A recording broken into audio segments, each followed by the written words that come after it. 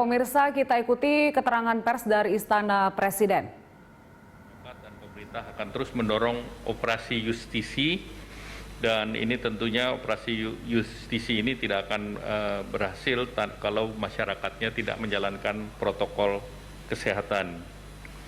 Nah, pemerintah diketahui meningkatkan pembatasan kegiatan masyarakat antara tanggal 11 sampai 25 Januari, namun sebelum itu tadi Bapak Presiden menyetujui untuk pelarangan WNA masuk ke Indonesia diperpanjang.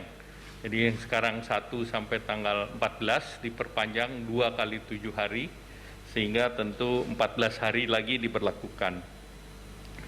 Kemudian terkait dengan pembatasan kegiatan masyarakat, nah kemudian ini yang tertuang di dalam instruksi Mendagri nomor 1 tahun 2021 dan sesuai dengan wilayah prioritas dengan parameter yang 4, yaitu tingkat kasus aktif di atas nasional, tingkat kematian di atas nasional, tingkat kesembuhan di atas nasional, dan tingkat ketersediaan bor occupancy rate di atas 70%. Dan dari instruksi Mendagri itu telah ditindaklanjuti dengan surat dari masing-masing kepala daerah dari 7 provinsi, dan kepala daerah telah mengatur 73 provinsi, kabupaten, dan kota. Jadi DKI Jakarta itu dengan Pergub nomor 3 tahun 2021 dan keputusan Gubernur 19/2021 itu mengatur seluruh wilayah administrasi Jakarta, yaitu 6 kabupaten kota. Kemudian Jawa Barat dengan keputusan Gubernur nomor 443 dan keputusan Gubernur Kep 11 tahun 2021 dan surat edaran 72, ini mengatur 20 kabupaten kota. Jadi yang diatur di Jawa Barat adalah Kabupaten Bogor, Kabupaten Bekasi, Kota Bogor, Kota Depok, Kota Bekasi, Bandung, Kota Cimahi, Kabupaten Bandung, Bandung Barat, Sumedang, Sukabumi, Cirebon, Garut, Karawang, Kuningan, Ciamis, Majalengka, Subang, dan Tasikmalaya, serta Banjar.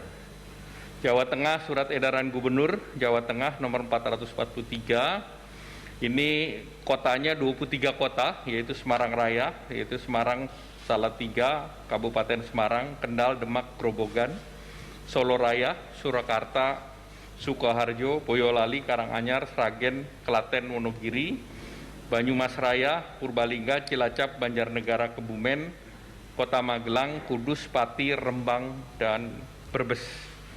Jawa Timur, surat edaran 120 tahun 2021, 11 kabupaten kota, yaitu Surabaya, Sidoarjo, Gresik, Kota Malang, Kota Batu, Kota Madiun, kemudian Lamongan, Ngawi, dan Blitar. Kemudian di Banten dengan instruksi Gubernur nomor 1 tahun 2021, Kota Tangerang, Kabupaten Tangerang, dan Kota Tangerang Selatan. Sedangkan DIY dengan instruksi Gubernur nomor 1 tahun 2021, seluruh wilayah di Yogyakarta Kota dan Kabupaten, kemudian di Kabupaten Bantul, Gunung Kidul, Sleman, dan Kulon Progo. Sedangkan Bali dengan surat edaran 1 tahun 2021 di Kota Denpasar, Kabupaten Badung, Kabupaten Gianyar, Kabupaten Klungkung, dan Kabupaten Tabanan. Dan tentu yang menjadi catatan dari Bapak Presiden, tentu kedisiplinan yang harus ditegaskan, dan kedisiplinan ini tentu harus dengan operasi justisi, baik dari Polisi Pamong Praja, Satpol PP, dari kepolisian maupun TNI. Nah, salah satu yang Bapak Presiden mengingatkan bahwa kalau kedisiplinan itu juga dalam beraktivitas. Jadi olahraganya tidak dilarang, misalnya bersepeda itu tidak dilarang, tapi saat selesai bersepeda, kerumunannya yang dilarang. Demikian pula dengan kegiatan-kegiatan olahraga, saat olahraga yang juga kita harus waspadai adalah kumpulnya. Kumpul setelah olahraga atau kumpul sebelum olahraga yang harus mengikuti protokol kesehatan, dan juga tadi pembatasan kapasitas di tempat-tempat makan dan minum yang dibatasi 25%. Selanjutnya nanti Bapak Presiden juga melihat bahwa terkait dengan tenaga kesehatan, nanti Bapak Menkes akan menambahkan terkait dengan penambahan fasilitas kesehatan, penambahan kapasitas rumah sakit, dan juga terkait dengan kesiapan vaksinasi. Dan tentunya Bapak Presiden juga berharap bahwa kegiatan-kegiatan ini diharapkan dalam 2 minggu kita bisa menekan kurva daripada tingkat kematian dan juga tingkat penularan, dan targetnya tentu peningkatan ini akan nanti puncaknya masih dalam minggu-minggu ini, karena itu 2 minggu dari liburan panjang, dan diharapkan dengan kegiatan yang masyarakat berdisiplin, menjaga keluarga, menjaga diri sendiri, dan juga menjaga masyarakat sekitar, dan ini diharapkan kegiatan 3M terus dilaksanakan, memakai masker, mencuci tangan, menjaga jarak, menghindari kerumunan. Selanjutnya dari Pak Menkes, silakan.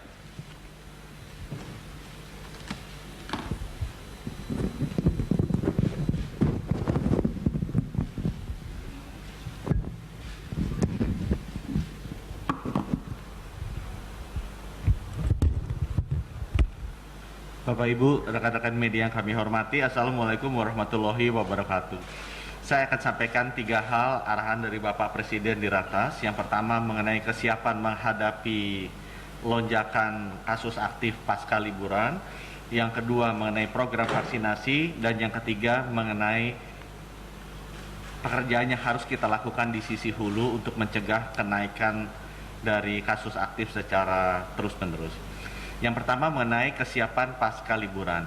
Bapak Ibu sekalian, jumlah tempat tidur yang dibutuhkan untuk merawat di rumah sakit, hitung-hitungannya sederhana. Adalah 30% dari kasus aktif. 30% dari kasus aktif membutuhkan perawatan di rumah sakit. Sebagai informasi Bapak Ibu, di bulan November kasus aktifnya sekitar 50 ribuan. Sekarang kasus aktifnya 120 ribuan. Jadi dengan hitung-hitungan mudah tadi, di bulan November kita hanya butuh 15 ribu atau 30% dari 50 ribu tempat tidur. Sekarang butuhnya 36 ribu, 30% dari 120 ribu. Jadi dalam waktu 1 bulan kita harus menambah jumlah tempat tidur untuk pasien COVID dari 15.000 ke 36.000. Ini masalah yang akan kita hadapi minggu ini, minggu depan, sampai dengan akhir Januari atau awal Februari. Apa yang sudah kami lakukan? Kami sudah menghimbau kepada seluruh rumah sakit, baik dirutnya maupun pemiliknya. Kenapa? Karena banyak rumah sakit yang kami lihat bornya masih rendah tapi sudah penuh dan pasien COVID tidak masuk. Kenapa? Karena contohnya rumah sakit punya 100 kamar, 100 tempat tidur, yang dialokasikan buat pasien COVID hanya 10. Jadi otomatis dia masih kosong bornya, tetapi kalau COVID masuk tidak bisa karena tempatnya cuma 10. Saya minta ini cara yang paling cepat untuk menambah jumlah kamar, mengantisipasi puluhan ribu pasien baru yang akan masuk. Saya minta tolong semua dirut rumah sakit, semua pemilik rumah sakit, tolong konversikan bednya yang tadinya bukan untuk COVID menjadi COVID, yang tadinya cuma 10% jadi 30% atau 40%, secara temporer saja, sambil kita bisa menghadapi lonjakan yang membutuhkan puluhan ribu bed baru. Ya, itu yang pertama terkait dengan menghadapi Nataru ini. Yang kedua, pasti akan kekurangan dokter dan perawat. Saya sudah merelaksasi beberapa aturan yang mengizinkan agar perawat-perawat yang belum memiliki surat tanda registrasi atau STR resmi boleh langsung masuk bekerja. Itu ada sekitar 10.000. Saya sekarang sedang mengkaji dengan tim ID dan tim Kemenkes agar dokter-dokter juga bisa begitu. Ada sekitar 3.000 sampai 4.000 dokter yang bisa kita masukkan. Jadi di masa pandemi ini memang kita butuh juga tenaga-tenaga perawat karena kasihan mereka sudah letih yang ada sekarang. Jadi kita akan dorong aturan apa yang kita bisa relaksasi. Yang ketiga yang juga akan kami lakukan mengenai tambahan obat dan fasilitas. Itu banyak obat-obat yang dibutuhkan seperti imunoglobulin, anti interleukin 6, kemudian plasma konvalesen, ada juga fasilitas seperti high flow nasal cannula yang dibutuhkan ya untuk bukan ventilator ya, ini yang sebelum ventilator itu nanti akan kita siapkan. Tapi saya juga minta menghimbau rumah sakit di bawah saya punya anggaran sendiri. Kemudian Pemda juga tolong dibantu obat-obatan fasilitas ini disiapkan. Kalau kurang nanti kami akan bantu negosiasi langsung dengan beberapa obat-obatan yang kami dengar susah, seperti anti interleukin 6 maupun yang juga imunoglobulin. Itu dua lagi susah kategori itu. Saya akan panggil sore ini dan saya akan minta supaya mereka bisa menyediakan. Yang terakhir ini buat masyarakat terkait dengan pandemi pasca liburannya. Bapak Ibu, rumah sakit itu akan penuh karena memang kasus aktifnya naik, 30%-nya naik.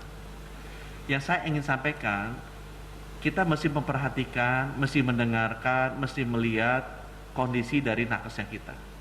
Mereka sudah sangat under pressure. Tolong Bapak Ibu, kalau misalnya Bapak Ibu tidak demam dan tidak sesak nafas, itu masih bisa dilakukan isolasi mandiri. Kalau Bapak Ibu punya rumah sendiri, punya kamar sendiri, lakukan di rumah dan di kamar. Kalau Bapak Ibu tidak punya atau terlalu sesak rumahnya, kami nanti akan menghimbau seluruh gubernur, kepala daerah agar membuat tempat-tempat isolasi seperti Wisma Atlet, Wisma Haji, asrama dan lain sebagainya. Atau mungkin hotel-hotel juga baik. Mumpung sekalian bisa dipakai dan makanannya juga sudah ada fasilitasnya. Jadi tolong Bapak Ibu yang masih tidak demam, tidak sesak napas, tapi dites positif, Bapak Ibu itu masih bisa melakukan isolasi mandiri. Nanti kami akan bikin mekanismenya di mana tetap dimonitor oleh dokter-dokter baik melalui telepon langsung maupun telemedicine. Tapi itu untuk mengurangi beban ke rumah sakit, biarkan teman-teman kita, saudara kita yang berat itu yang dihandle di sana. Itu yang di sana. Yang kedua mengenai vaksinasi. Insya Allah Bapak Ibu kita akan mulai di hari Rabu dan akan dimulai oleh Bapak Presiden. Berita baik dari MUI juga sudah keluar. Insya Allah berita baik dari BPOM juga bisa segera menyusul karena kita tidak mungkin, sekali lagi, pemerintah tidak akan mendahului persetujuan dari BPOM karena BPOM adalah badan independen yang secara saintifik berhak untuk menentukan apakah vaksin ini layak atau tidak. Jadi sama sekali kita tidak akan melakukan vaksinasi sebelum memang approval dari BPOM itu keluar. Ya. Ada banyak pertanyaan mengenai KIPI, kejadian ikutan pasca imunisasi. Saya dengan Pak Menko sudah menampung masukan itu dan kita berusaha dengan bantuan Pak Menko akan sesegera mungkin memberikan penjelasan begitu nanti keputusannya sudah resmi akan dibuat. Tapi kita sudah mendengarkan masukan-masukan mengenai hal-hal yang terkait dengan KIPI atau kejadian ikutan pasca imunisasi. Saya mesti sampaikan sedikit berita yang harus kita refleksikan bersama adalah bahwa distribusi ini membutuhkan jalur dingin, jalur logistik dingin. Dan itu memang ternyata lebih kompleks daripada yang kita duga sebelumnya. Sehingga saya kemungkinan akan sangat butuh bantuan, baik itu dari pemerintah pusat, pemerintah daerah, maupun badan usaha swasta, untuk bisa bahu-membahu membantu kami. Kalau nanti ternyata ada kesulitan untuk bisa menyalurkan 426 juta vaksin ini sampai seluruh pelosok Indonesia melalui jalur logistik dingin. Kalau saatnya tiba, nanti mohon teman-teman, mari kita bantu bersama-sama. Ya. Ada sedikit berita baik, 15 juta bahan baku vaksin akan datang insya Allah besok dari Sinovac. Ini akan bisa diproses oleh Bio Farma dalam jangka waktu 1 bulan, sehingga nanti di awal Februari kita sudah punya 12 juta vaksin jadi dari 15 juta bahan baku ini. ada berita baik juga disampaikan oleh Ibu Menlu, kerjasama multilateral kita dengan Gavi juga kelihatannya akan menghasilkan keputusan yang baik.